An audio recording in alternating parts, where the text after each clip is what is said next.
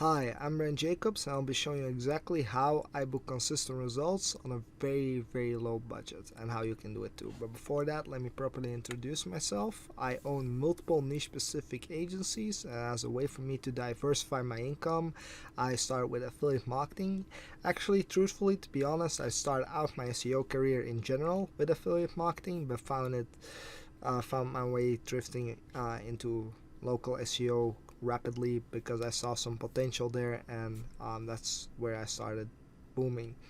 That doesn't mean that I neglected affiliate marketing. I'm actually doing pretty good at that as well, but it's mostly a way for me to diversify my income, as I believe it's better to invest in multiple sources of income. I'll be showing you exactly how it is I get good results as a way for me to make passive income, right? And how you can do it too. One of the ways to do that is by keeping it very simple. As you can see, I book pretty good results, whether it's in local SEO or affiliate marketing.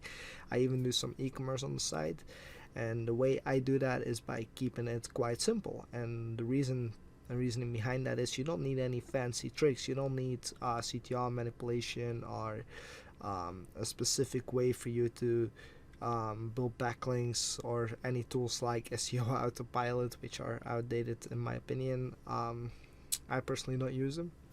I do have them though, so that's one thing. But I think that by keeping it easier, it allows you to outsource your stuff way quicker. It's gonna make creating a training easier for you. And that's something you should always chase. Instead of throwing things against the wall, try to do thing by thing, single variable testing.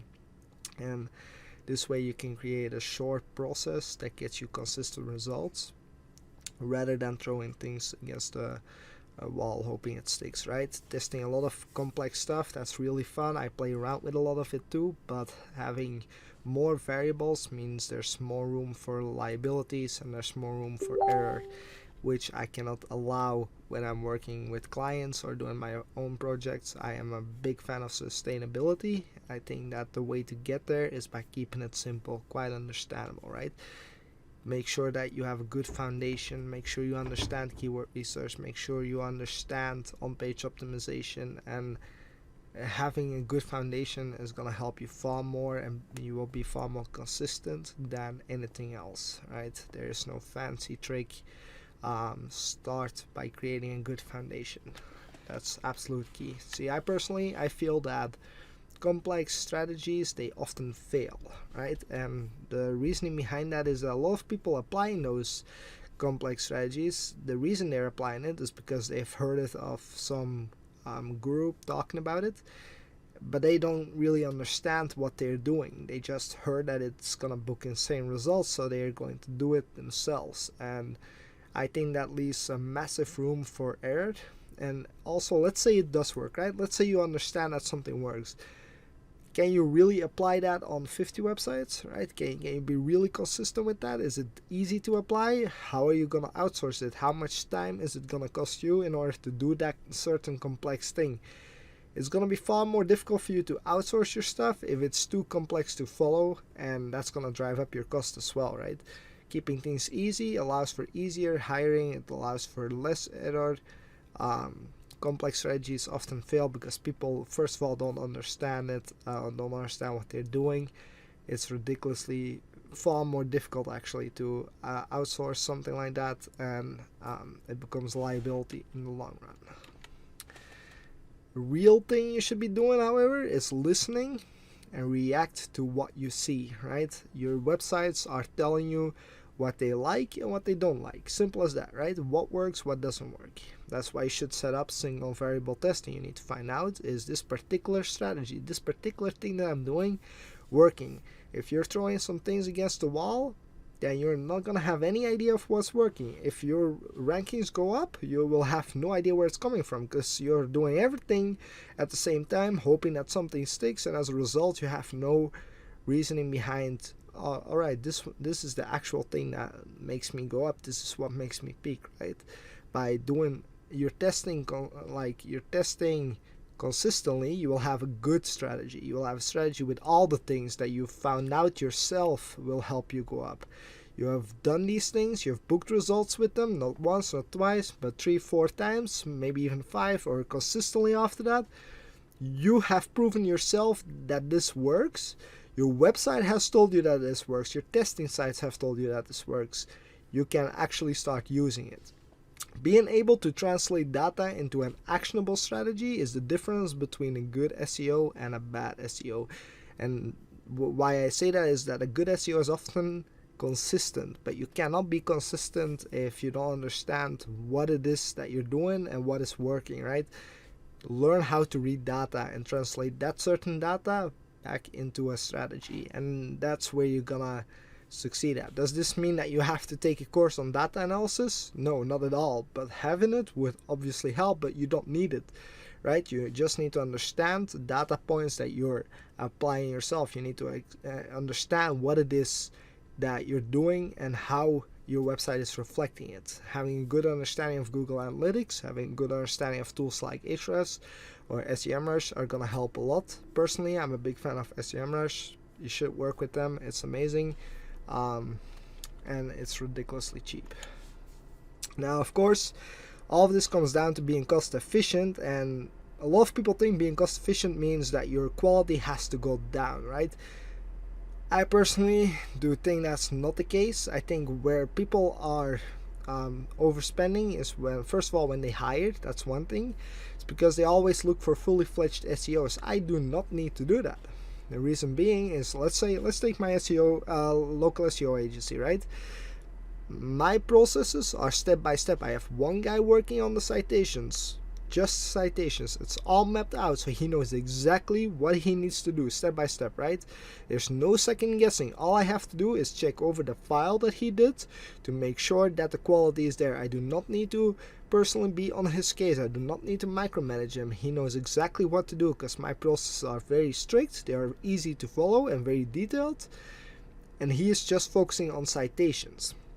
Then there's one person doing outreach, backlink building, right? You don't need to do, you don't need a fully fledged SEO for that. You just need somebody that can follow your guide on how to do the outreach. And you know how to do outreach because you have already done it, right? You have tested that. If you have done what I said before, then you already know what's working, so you can divide it in little pieces and outsource that far easier. But the secret behind good hiring, the secret behind good outsourcing, is having an easy to follow training. That's where a lot of people actually suck at, make good, very detailed processes. Yes, I do know that having a good system, having good processes is very time consuming. It really is. And even when I will provide you at the end with my processes, with exactly what it is I do step by step, it will be far better if you put together your own processes, if you put together your own system, and it's gonna cost you a lot of time, but it's gonna be so worth it because your hiring costs are gonna go extremely down. Your risk is gonna go down as well. There will be less room for error. It's amazing. It's gonna be far more sustainable, and your cost will go down while your quality will go up, will stay the same, will be good. Your quality will be there, and you'll be efficient as well. Now, how to build affordable backlinks, right? That's what everybody's wondering. And as I said before, I'm not a big fan of PBNs. I am not.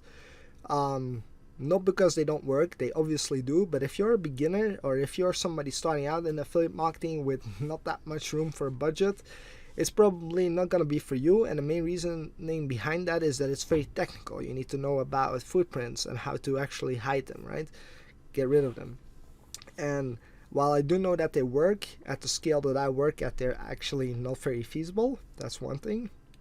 But second of all, I also believe that having a good outreach process is going to be far more scalable, and the quality is going to be higher.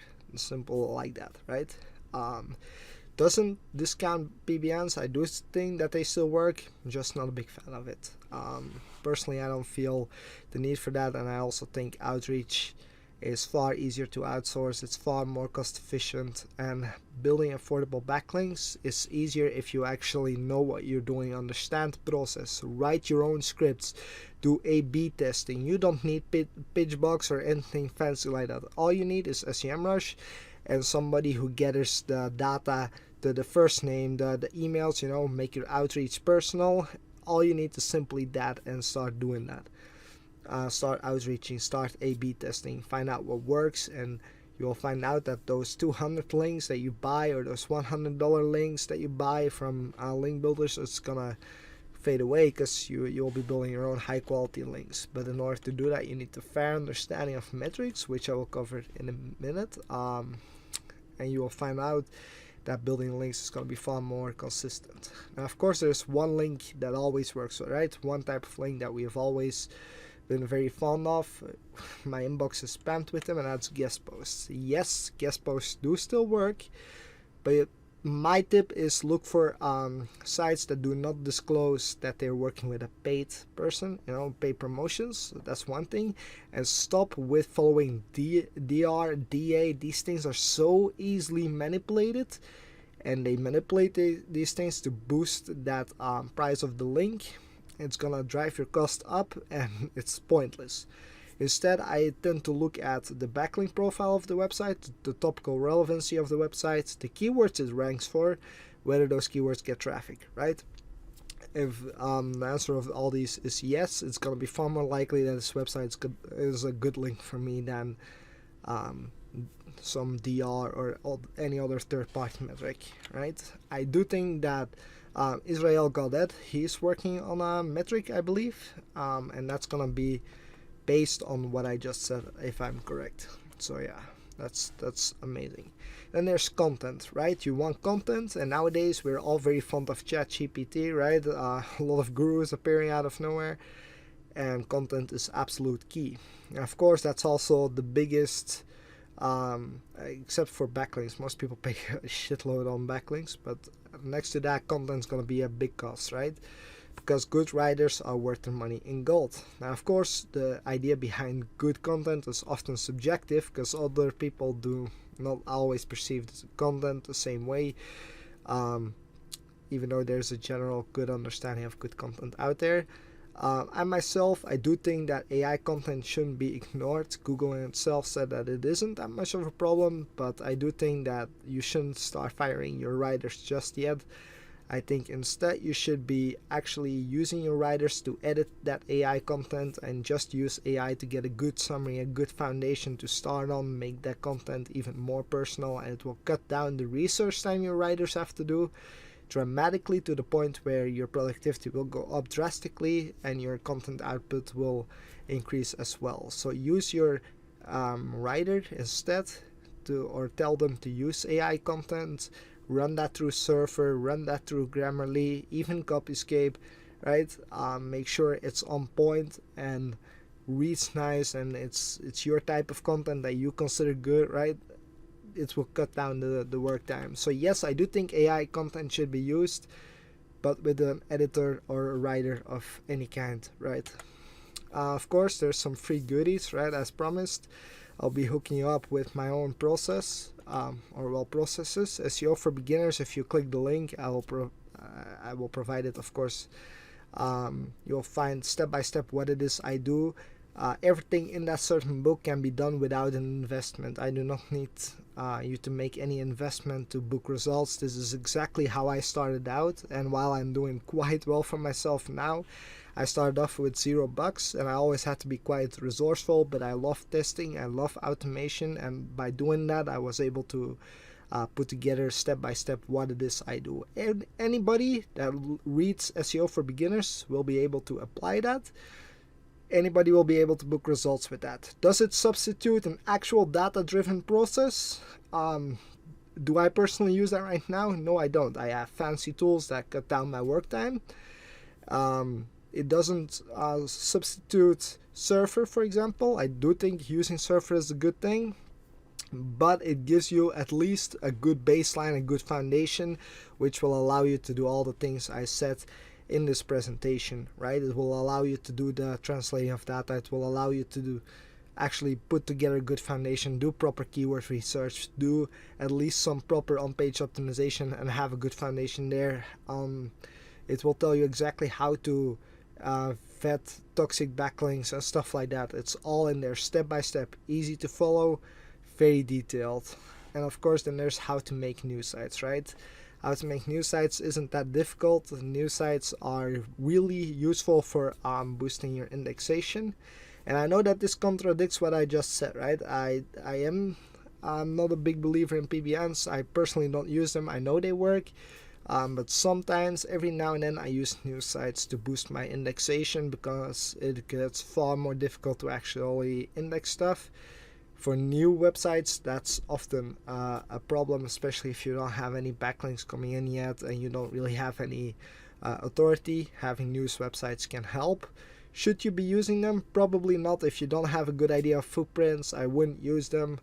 It's a nice thing to have. Everything is in there, so you don't need to pay anything to build a news website except for the domain and hosting. You shouldn't probably be using them if you're a beginner, but if you're quite familiar with all the footprint hiding, this will do exactly what you have to do. Now, this was my first time speaking, and I'm extremely honored to speak here. I hope you at least learned something. If you ever have questions, reach out to me on Facebook. Just search for Brent Jaobs. You'll find me. I will be more than happy to help you. Bye-bye.